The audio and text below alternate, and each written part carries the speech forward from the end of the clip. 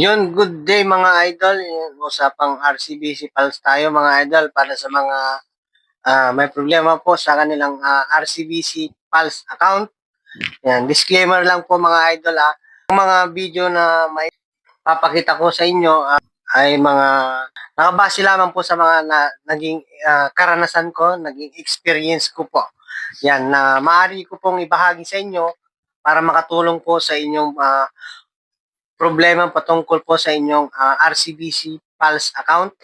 Yan, gaya po ng mga katanungan nila sa mga nakakaranas po ng temporary block po ng kanilang RCBC Pulse. May tanong po si Idol Ethel Reboso. Yan.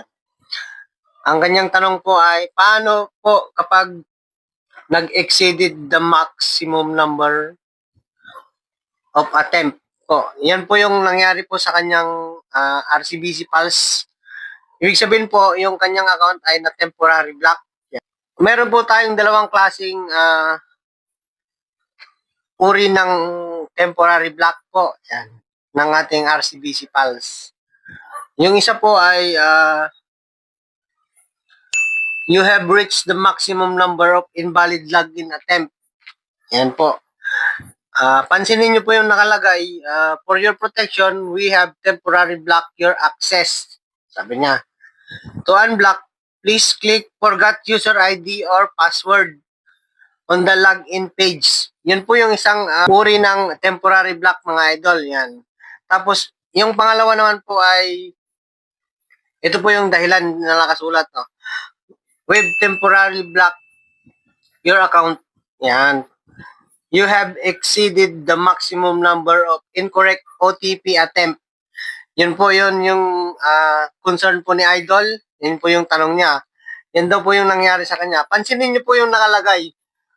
Just get in touch with RCBC Customer Care. Yan. Ibig sabihin po, kailangan niyo pong tumawag sa customer care ng RCBC. Pag ganun po yung yung naging problema po ninyo sa inyong RCBC, mga idol. Yung isa po, maaari nyo lamang siyang ma-recover gamit ang inyong account. Ipo-forgot password mo lang po siya or forgot user ID or password. Yun po, hindi mo na po kailangan tumawag doon sa RCBC Customer Care. Kapag ganyan po yung naka-block na ninyo.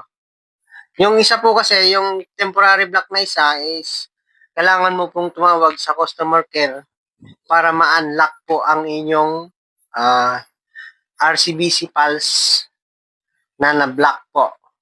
Mayroon pong bayad yung pagtawag sa landline. Para hindi na po humaba ang inyong usapan, para naka-ready na po yung mga itatanong niya, isulat nyo na po sa listahan po ang inyong number 1 payroll account number po.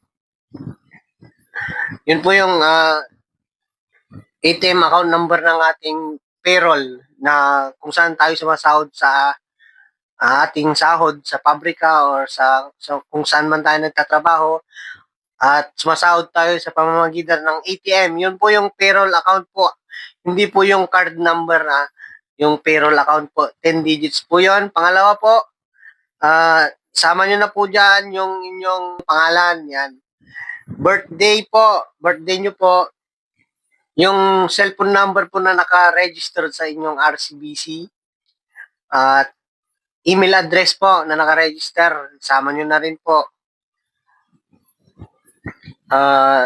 Tapos, itatanong din po niya kung kailan po yung huling transaction ninyo na nagawa doon sa RCBC ninyo bago siya na-block. Halimbawa po, ang huling transaction po ninyo ay nung sahod. Halimbawa po ay September 10. Yan. Yun po yung huling transaction ninyo noong September 10. Tapos, ano pong klaseng transaction yung itatanong niya sa inyo? Yung, kasi nga po sumahod tayo, kaya ang transaction natin ay withdrawal. Yan. Itatanong din niya po yung kung magkano po yung laman ng ATM mo, yung natira po, yung estimated amount po. Tapos, itatanong din po niya yung magkano yung winidraw po ninyo nung araw na yon. So, yun po yung mga dapat ninyong ihanda para ah, hindi na po kayo maghanap pag tinanong niya kung, ay, asa na ba kaya yung cellphone number ko? Asa na yung email address ko nakalagin dito sa cellphone? Mga ganun po pangyayari. Ihanda nyo na po, isulat nyo na po siya sa isang papel para po hindi na po kayo maghanap-hanap kung saan-saan para hindi na humaba po yung usapan ninyo. Yan. So, yun po yung mangyayari pagka kayo po ay na temporary block at kailangan nyo pong tumawag sa customer care ng RCBC po. Pero kung ang nangyari po ay nagkamali ka, sabi maximum number of invalid login attempt, sabi niya. Kung ang nakalagay po doon ay temporary block, ay to unblock, please click forgot password and user ID.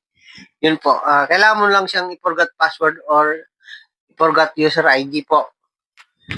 So, kadalasan po dyan ang ginagawa, forgot password po. Kasi, lalo na kung alam mo po yung user ID ng inyong RCBC Pulse account po. Yan. So, kung hindi mo po matandan yung user ID po ng RCBC Pulse mo, pwede mo po siyang i-forgot user ID po. Tapos, i-send po yung user ID mo sa iyong registered Gmail po. Yan. Pagkatapos po nun, pag na-receive mo na po yung user ID mo, next po nun is forgot password naman. Magsisend po si RCBC ng temporary password. Yun po yung gagamitin mong pang-login sa inyong account, user ID. Yung password po na ilalagay mo is yung temporary password po. Tapos, continue mo lang po yun. Dadalhin ka na po niya doon sa change password po. Doon ka po magpapalit ng bagong password po. Yun. So, sana nakatulong po itong video na to at hanggang dito na lang muna tayo mga idol. Kita-kits ulit tayo next video. Bye-bye!